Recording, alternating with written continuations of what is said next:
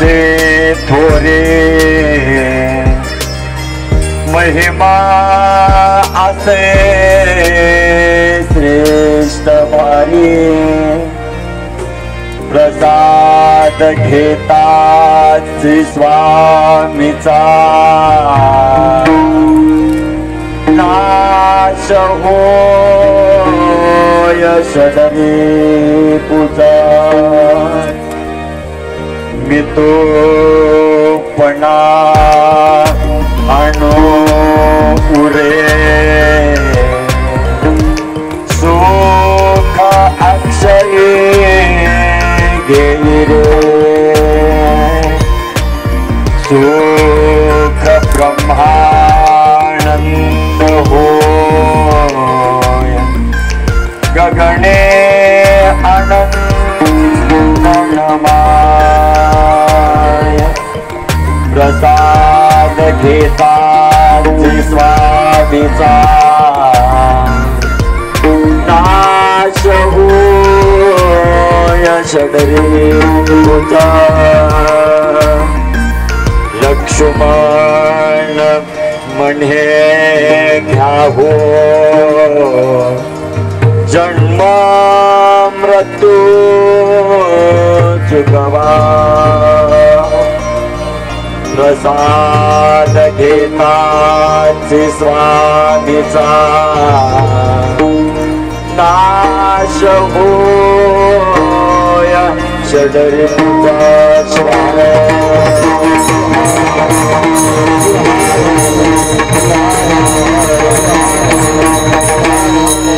श्री गणेशाय नमः श्री गुरुभ्यो नमः आता जी जगन्न माता पार्वती अत्यजना उत्तम गती जय जय अनुग्रहे वेदा परशिवा परब्रह्मा नेनवे तुझा महिमा साकार भूमुनी आम्हा पुरविसे तुचित श्री सद्गुरु कृपे करुणा आधे नमो शिवगणा जे का अमर सर्वाहुण कयास प्रेमे शरणी जे जे अपना सिठावे ते ते इतरासी कळवावे शहाणे करुणिया सोडावे सकल जन गुरु प्रसादाची दोरी महिमा असे श्रेष्ठ भारी प्रसाद घेताची स्वामीचा नाश होय षडरी पूजा शिवार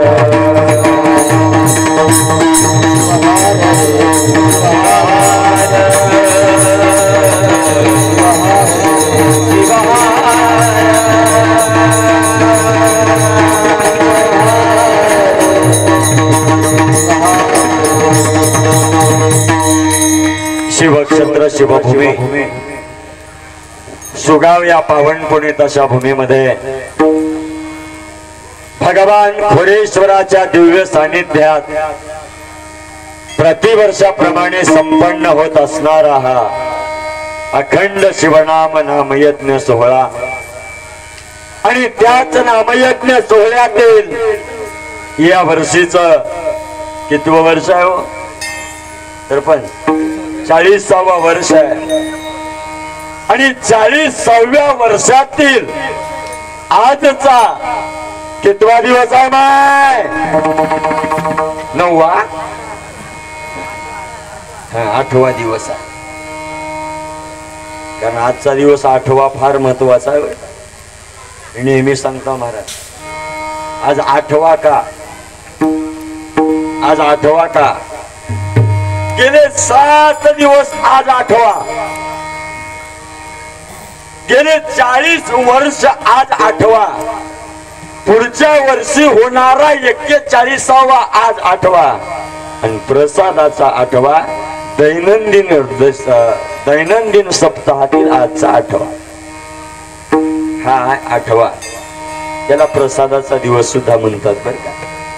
आणि आजच्या या 8व्या दिवसाचे प्रसाद रूपी कीर्तन सेवा सादर करत असताना प्रथमतः अनंत कोटी ब्रह्मांडाचा मालक भगवान खोरेश्वराच्या मंगलमय चरणावर कोटी कोटी प्रणिपात करून बसवादी प्रमदगण जगतादी जगद्गुरु पंचाचार्य 12व्या शतकातील क्रांतीचे जनक, विश्वातली पहिली लोकसंसद ज्यांनी 12व्या शतकात निर्माण केली आणि लोकशाहीला अधिकार दिला, ज्यांनी 12व्या शतकामध्ये या विश्वाला, या जगताला, या ब्रह्मांडाला समतेचा, एकात्मतेचा, बंधुत्वाचा संदेश देऊन क्रांती केली, असे क्रांती सूर्य जगज्योती महात्मा बसवांना पंढरपूरच्या वारवंटामध्ये ज्या वारकऱ्यांनी माझ्या माऊलीला सब संतों का राजा संत शिरोमणी ही पदवी बहाल केली, असे कपिलाधार निवासी संजीवन समाधी राजे संत शिरोमणी शिवयोगी मनमत माऊली, विश्वाचा विश्वरत्न, जनसामान्यांचे उद्धारक, राष्ट्राची माऊली, अध्यात्म विधाते, पारावार पारदृष्टी आणि युगप्रवर्तक, वसुंधरा रत्न, राष्ट्र संत सद्गुरु डॉक्टर शिवलिंग शिवाचार्य गुरुमौली अहमदपूरकर यांच्या मंगलमय चरणावर कोटी कोटी प्रणिपात करून माझे गुरुवर्य शटस्थलंबीय सद्गुरु सिद्धदयाळ शिवाचार्य गुरुमौली बेटमोगरेकर यांना माझ्या हृदय मंदिरामध्ये स्मरण करून तुम्हा सर्वांचे श्रद्धेय गुरुवर्य शटस्थलंबीय सद्गुरु विरूपाक्ष शिवाचार्य महास्वामीजी मुखेडकर यांच्याही मंगलमय चरणावर कोटी कोटी प्रणिपात करून आणि आजच्या या प्रसादिक रूपी कीर्तन सत्संग सेवेकरता उपस्थित संप्रदायातील नामवंत गायन कोकिळा मंडळी सज्जनो, ज्यांचं करा तेवढं कौतुक कमी आहे. ही मंडळी म्हणजे आमच्या संप्रदायाचा भूषण आहे. ही मंडळी म्हणजे आमच्या संप्रदायाचं वैभव आहे. नेहमी याच्या पुढे बोलेन, आमच्या संप्रदायाची या मंडळीवर आधारलेला आहे म्हणलं तरी वावगं ठरणार नाहीये. त्यामध्ये संगीत विशारद माझ्यासोबत आलेले संप्रदायातील एक सुप्रसिद्ध गायनाचार्य, शिवकीर्तनकार, शिवभक्ती परायण हवगी महाराज पन्नासे कवठेकर, सुप्रसिद्ध गायनाचार्य हनुमंत महाराज भोसीकर, मृदंगाचार्य नागेश महाराज भोसीकर, तसेच आमचे शिवपूजांना बेलोरे अण्णा, तसेच शोभदार, त्यानंतर या भूमीचे गायनाचार्य ज्यांच्यावर खोरेश्वराचा खूप मोठा आशीर्वाद आहे आणि त्या आशीर्वादानं आज ते आंध्र, कर्नाटक, तेलंगणा, महाराष्ट्र या 4-5ही राज्यात फिरतात. असे आमचे परमस्नेही राम पाटील, आमचे हार्मोनियम वादक अप्पा विनयकरी महाराज, सुंदर असे मृदंगाचार्य आमचे दीपक महाराज, पंचक्रोशीतून उपस्थित भजनी मंडळ, गायक वादक, परिचित अपरिचित, महिला भजनी मंडळ, पुरुष भजनी मंडळ, कथाकार, कीर्तनकार, प्रवचनकार, टाळकरी, वारकरी, माळकरी, हभप, शिभप, रामायणाचार्य, भागवताचार्य, शिवकथाचार्य, सप्ताह संयोजक कमिटी, पंचक्रोशीतून उपस्थित भक्त मंडळ, या भूमीतील प्रतिष्ठित नागरिक, सरपंच, उपसरपंच, पोलीस पाटील, तंटामुक्ती अध्यक्ष, ग्रामपंचायत सदस्य, जिल्हा परिषद अध्यक्ष, सदस्य, सभापती, आमदार, खासदार, चित्रकार, पत्रकार, न्यूजवाला, फ्यूजवाला, शिक्षक, शिक्षिका, विद्यार्थी, विद्यार्थिनी, आचार्य, प्राचार्य, शिवाचार्य, माहेश्वर मूर्ती, किराणा दुकानवाला, जनरल दुकानवाला, मेडिकलवाला, ट्रॅक्टरवाला, मयंत्रवाला, पणजीवाला, JCB वाला, सोन्या चांदीच्या दुकानवाला,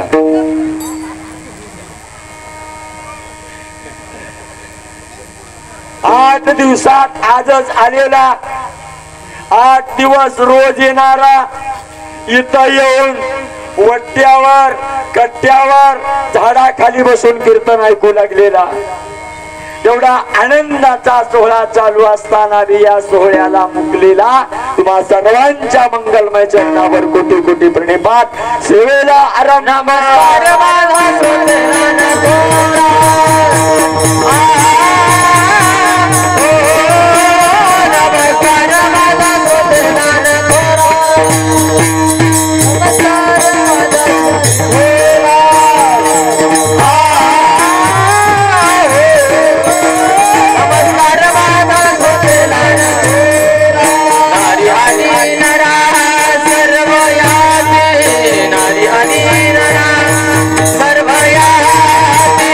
नमस्कार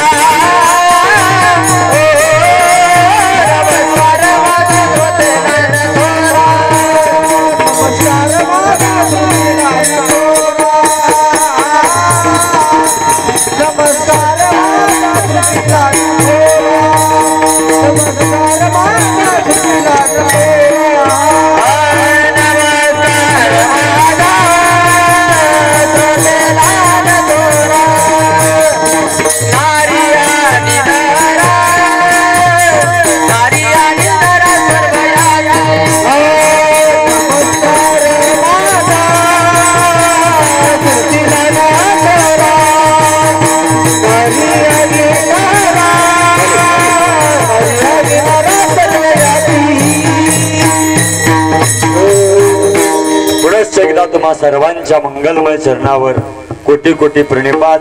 सगळ्याला धन्यवाद. कोणी राहिले का माय नाव घ्यायचं आता? फक्त एक माणूस राहिला की म्हणजे सिस्टम वाला. जे स्वामी महाराज रामलिंग महाराज स्वामी खूप सुंदर सिस्टम आहे महाराज. ते चालवतात सुद्धा, कारण सामानापेक्षा चालविणारा महत्वाचा आहे. सामान लई जागी काही घेईना आणि कंबर सोडलं की मज काही देईना. म्हणून त्यांना धन्यवाद. चिंतन सेवेला आरंभ. शिवार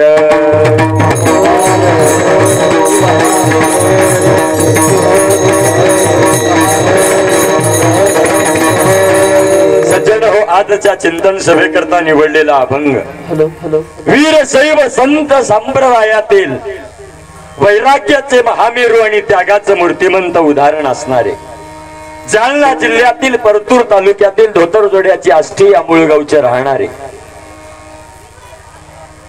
संत श्रेष्ठ लक्ष्मण महाराज यांचा त्यांच्याच गाथ्यातील प्रसाद पर प्रकरणातील लक्ष्मण महाराजांच्या जीवनामध्ये लक्ष्मण महाराजांना जो गुरुचा प्रसाद प्राप्त झाला आणि गुरुच्या माध्यमातून प्राप्त झालेल्या प्रसादातून जीवनामध्ये घडलेलं विलक्षण परिवर्तन या 5 चरणातून व्यक्त करण्याचा प्रयत्न करतात.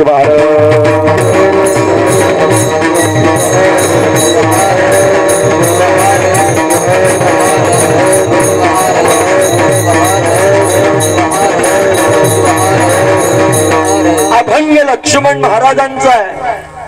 अभंग 5 चरणाचा आहे. अभंग हा प्रसाद पर प्रकरणातील आहे. आणि ज्या प्रसादाने लक्ष्मण महाराजांच्या जीवनामध्ये परिवर्तन घडलं ते प्रसादाने झालेलं परिवर्तन महाराज या सामान्य जीवाला प्रतिपादन करण्याचा प्रयत्न करतात. कारण आजच्या प्रत्येक सामान्य जीवाला जीवन जगत असताना वाटत असतंय महाराज मला माझ्या जीवनामध्ये काहीतरी परिवर्तन घडावं. आणि हा जीव आज परिवर्तनाच्या दिशेनं वाटचाल करू लागलेला आहे. प्रत्येक जीवाला जीवनात काहीतरी नवा बदल हवाय, काहीतरी नवा हवाय, कोणतं ना कोणतं तरी परिवर्तन हवाय.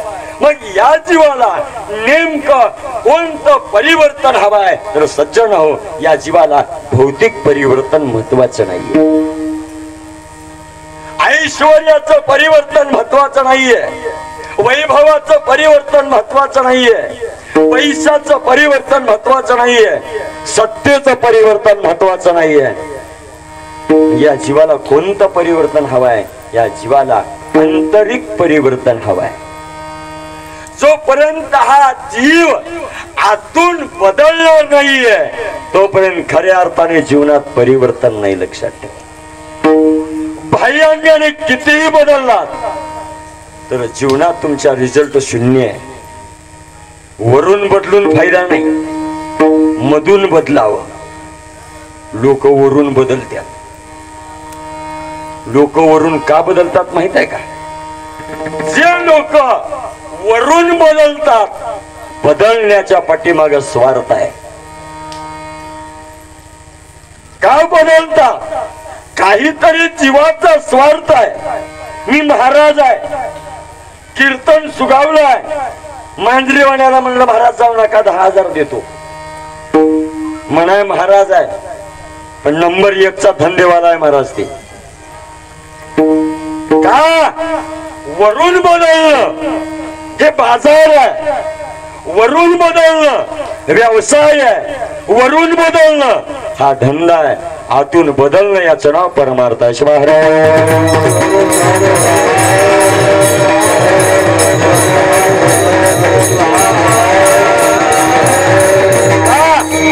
ज्या वेळेला संत या जीवाला परिवर्तनाचा उपदेश करतात, जीवन बदलण्याचा उपदेश करतात, तर ते जीवन म्हणजे आतून बदलण्याचा उपदेश करतात, आंतरिक परिवर्तनाचा उपदेश करतात महाराज.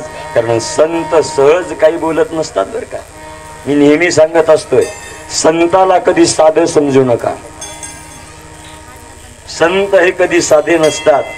त्याच्या अलीकडचं एक बोलू का? इथं बरेच जण वारकरी आहे. माझं एक वैयक्तिक मत आहे, संत विद्वान नव्हते. संत विद्वान नव्हते. आता आपल्याकडे विद्वान कुणाला म्हणतात? ज्यानं लई शाळा शिकलाय, ज्याच्याकडे लई विद्या. बरोबर आहे. आणि विद्या कधी येते? शाळा शिकल्याशिवाय येते का? 10वी 12वीच्या पोराचे लग्न होणार का आता? काय नाहीच महाराज. काय विद्वानच नाही, शाळाच गेलं नाही. आता सहज सांगू का, संत विद्वान नव्हते. इथे एवढे वारकरी बसला. तुकाराम महाराजाचं साहित्य घ्या, जेवढं लिहिल्यात तेवढं. तुकाराम महाराजानं जीवनातली प्रत्येक अनुभूती अभंगात लिहिलीत. बरोबर आहे.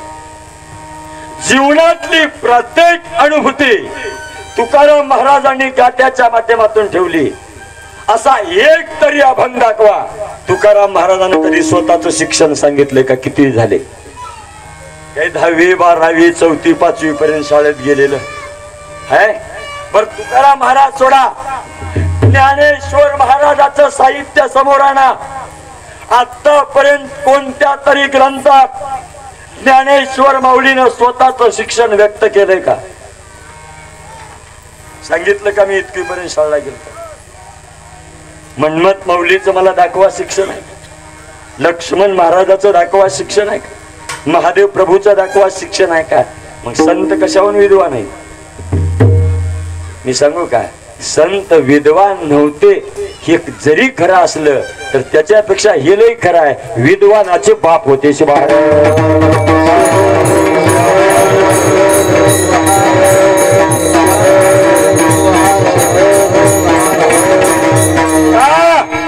आज आम्ही विद्वान कुणाच्या ज्ञानाच्या बळावर झाला? संतांना लिहून ठेवलेल्या ज्ञानाच्या बळावर आम्ही विद्वत्ता प्राप्त केला महाराज. आम्ही विद्वत्ता प्राप्त केला का?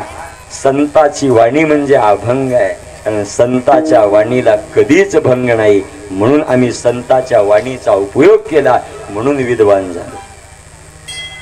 कारण संताची वाणी कधी भंगत नसते. संताची वाणी अभंग आहे. आणि संत एकच करतात, जे अनुभव आपल्याला येतात ते अनुभव जगाच्या जगत कल्याणासाठी देतात. वारकऱ्या त्याला प्रमाण आहे. जे जे अनुभव येई अंगा ते या जगा देत. जगाच्या कल्याणा तुमचे अवतार, दया निरंतर तुम्हारा बुडत हे जन न देखवे डोळा अंतरी कळवळा उपजी जगाच्या कल्याणा संताच्या विभूती देह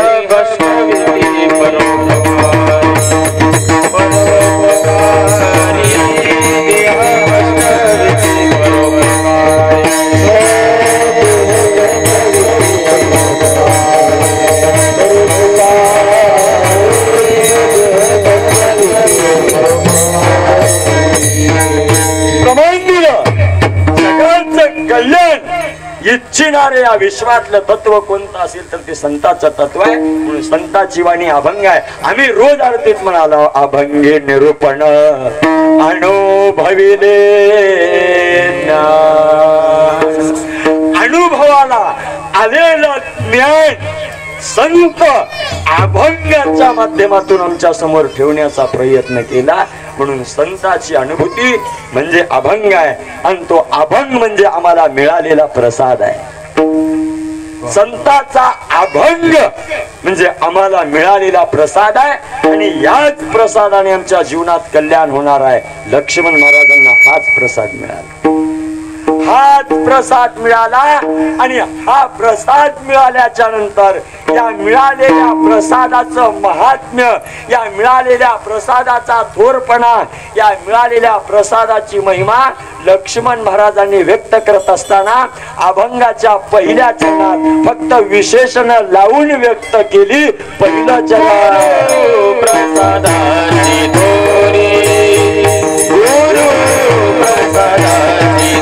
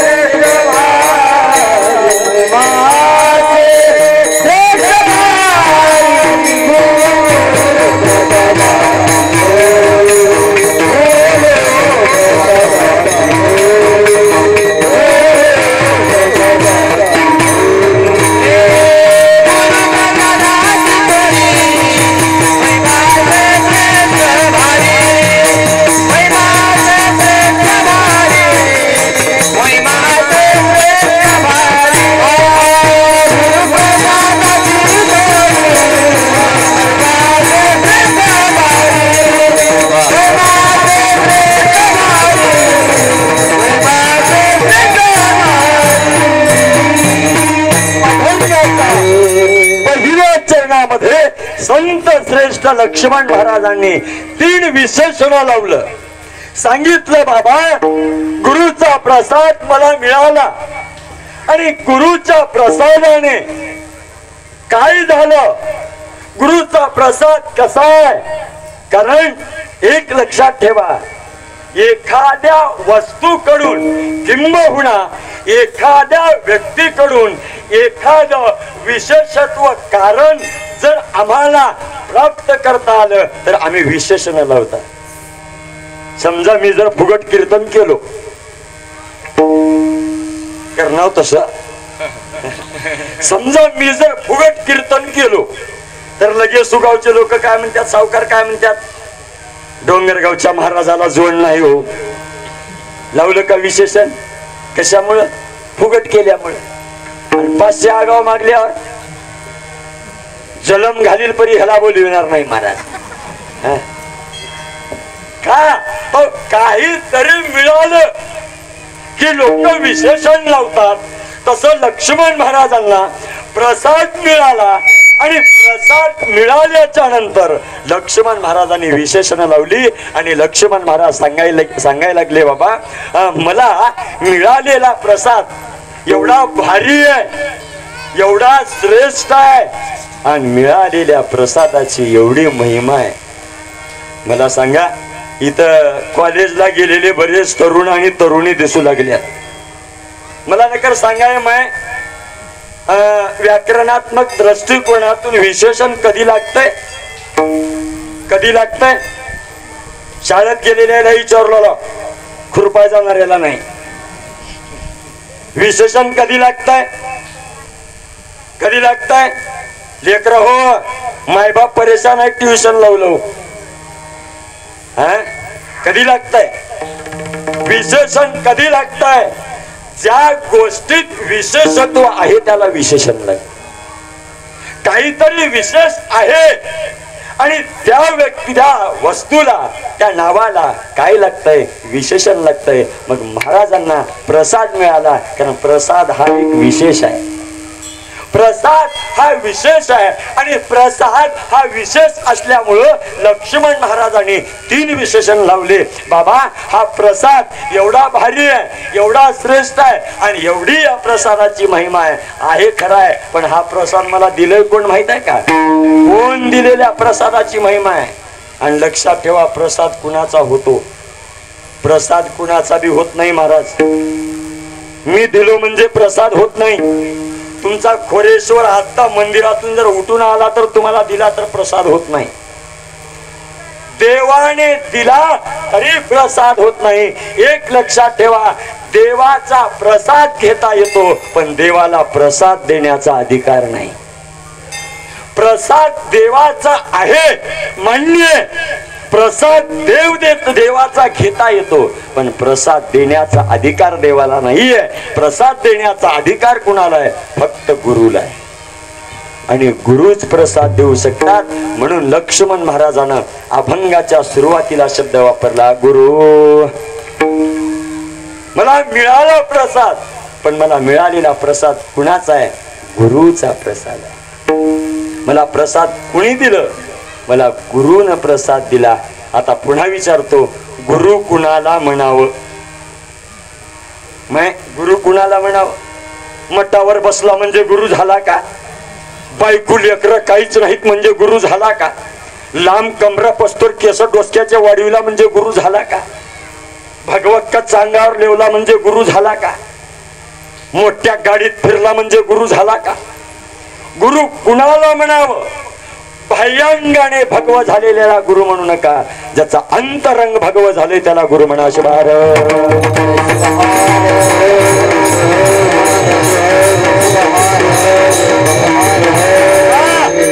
सध्याचा काळ आहे, दिसणारे गुरु लई झाल्या. आता महाराज एवढे झाल्या, दगड काढलं की इच्छू निघाव एवढे महाराज झाले.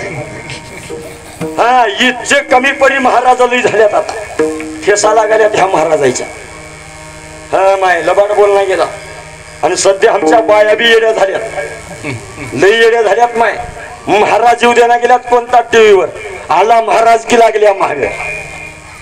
हा गड्याची बेजारी उगच आणि निव्वळ गडी बेजार आहेत तुमच्या पायी. नाही लबाड बोलणं गेला, हे बेजार आहे तो. आणि पुरुष म्हणाला सांगू लागला तुम्हाला, तुम्ही बेजारी शिवाय दुसरं काही करणं गेला महाराज. इमानदारीनं हो, निव्वळ माय ह्याची बेजारी काढली आहे तुम्ही. निव्वळ बेजारी आहे. सांग का आता उदाहरण देऊन सांगतो. जोडप गावाला निघाव. जोडप कोण कोण? नवरा बायको. जोडप गावाला निघाव. पिशवी कोण घेतय? कोण घेतय? नवरा घेतय महाराज. बस स्टँडला आधी कोण जात आहे? बेजारी सांगाला तुमची. कोण जात आहे? नवरा जाते. ज्या गावला जायचंय त्या गावची एसटी कोण बघतय? नवराच बघतय. एसटीला किती का गर्दी राहिना तसल्या गर्दीत घुसतय आधी. कोण घुसतय? आणि तसल्या गर्दीत घुसल्यावर जागा एकच सापडते, कोण बसतय? असल्या गर्दीत घुसला आणि बसली बायको. आता सोयऱ्याच्या घरला जाते. एवढी बेजारी झाल्यावर तर सोयऱ्याला कदर आहे का? तिथं गेल्यावर ते बी सोयरा शाना आयर करतय. ह्यांना एवढा बेजार झाला, ह्याला आयर काय? डोसक्यात बसणं असली टोपी आणि खांद्यावर बी बसणार, हातात बी बसणं असली दस्ती आणि हिला 4000ची साडी आणि हिचे काकलूत लय करतात बाया. ए आका लेव ये लेव ये लेव येऊ का? ह्याची बेजारी झाली सगळे. ह्याला नाही तुम्हीच नगर खरं आहे का खोटं आहे मला सांगा महाराज. बेजारी झाली ह्याची आणि माल मिळाला तिला. आणि सध्या माय काळच आलाय तुमचा. तुम्हाला कटाळूनच मी गाडी घेतला होता. कोणत्या बी बस स्टँडला जावा प्रकाश सावकार, गर्दा बायाचाच आहे. एसटीला बी बाया, बस स्टँडला गर्दा बी बायाचा. आणि ते आल्या बाया एसटी चढल्यावर त्याला महाराज बी कळणार आणि पोतराज बी कळणार. कच कच पाय हात देऊन तुडीले आणि तुडीत पुढीच मारा. लबाड बोलणं. काल पुरा एका गावला निघाल तो नरसीच्या बस स्टँडून बसलो तेव्हा माझ्याकडे गाडी नव्हती. मी एसटीत चढल्या एक 5 मिनिटाला 7-8 बाया आल्या. मला जागा मिळाली, गर्दी होती एसटीला. मी बसलो महाराज. मी बसल्यावर 7-8 बाया आल्या. बिचाऱ्याला जागा कुठंच मिळाली नाही. खूप टाकल्या. पण एका माता माऊलीकडे 2 महिन्याचं लेकरू होतं. हातात काकत लेकरू, एक हात एसटीत धरून उभा टाकली. मला वाटलं आता जागा मिळेल, तेव्हा जागा मिळेल. 8-10 किलोमीटर एसटी गेली महाराज.